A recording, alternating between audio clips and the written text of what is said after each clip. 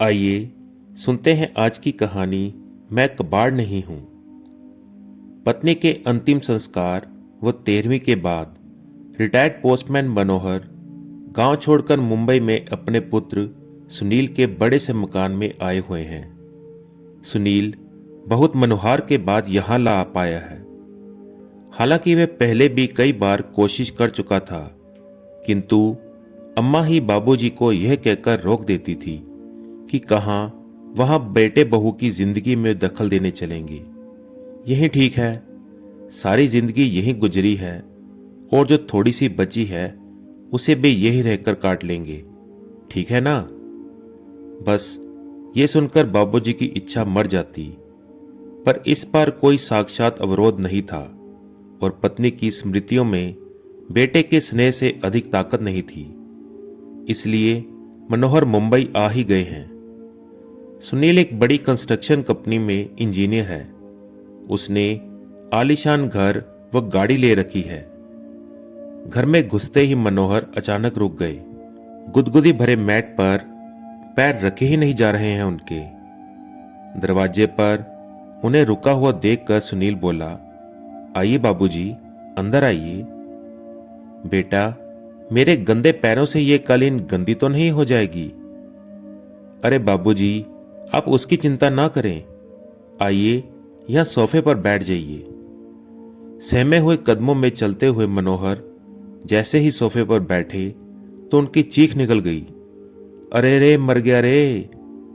उनके बैठते ही नरम और गुदगुदे सोफे की गद्दी अंदर तक धंस गई थी। इससे मनोहर घबराकर चीख पड़े थे।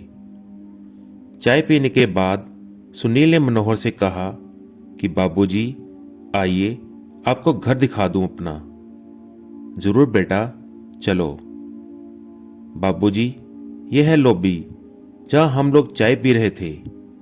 यहां पर कोई भी अतिथि आता है तो चाय, नाश्ता और गपशप होती है।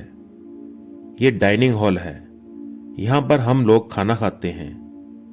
बाबूजी, यह रसोई है और इसी से जुड़ा हुआ यह भंडार घर है। यहां रसोई से संबंधित सामग्री रखी जाती है और यह बच्चों का कमरा है। तो बच्चे क्या अपने माँ बाप के साथ नहीं रहते? बाबूजी, यह शहर है और शहरों में मुंबई है। यहां बच्चे को जन्म से ही अकेले सोने की आदत डालनी पड़ती है। माँ तो बस समय समय पर उसे दूध पिला देती है और उसके शेष कार्य आया आकर कर जाती है। थोड़ा ठहर कर सुनील ने आगे कहा, बाबूजी, ये आपकी बहू और मेरे सोने का कमरा है और इस कोने में ये गेस्ट रूम है। कोई अतिथि आ जाए तो यहीं पर ठहरता है। ये छोटा सा कमरा पालतू जानवरों के लिए है। कभी कोई कुत्ता आदि पाल गया हो तो उसके लिए व्यवस्था कर रखी है। सीढ़ियां चढ़कर ऊपर पहुंचे सुनील ने लंबी चौड़ी छत के एक कोने में बने हुए एक टीन की छत वाले कमरे को खोलकर दिखाते हुए कहा, बाबूजी, यह है घर का कबाड़ खाना। घर की सब टूटी फूटी और बेकार वस्तुएं यहीं पर एकत्र की जाती हैं और दिवाली और होली पर इसकी सफाई कर दी जाती है। ऊपर ही इसके एक बाथरूम और टॉयलेट भी बना हुआ है। मनोहर ने देखा कि इसी कबाड़ खाने के अंदर एक फोल्डिंग चारपाई पर बिस्तर लगा हुआ है और उसी पर उनका झोला रखा हुआ है। मनोहर ने पलट कर सुनील की तरफ देखा, किंतु वह उन्हें वहां पर अकेला छोड़कर सरपट नीचे जा चुका था।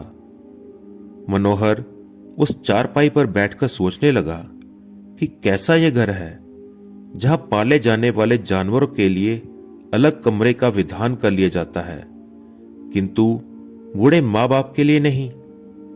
इनके लिए तो कबाड़ का कमरा ही उचित आवास मान लिया गया है। नहीं, अभी मैं कबाड़ नहीं हुआ हूं। सुनील की मां की सोच बिल्कुल सही थी।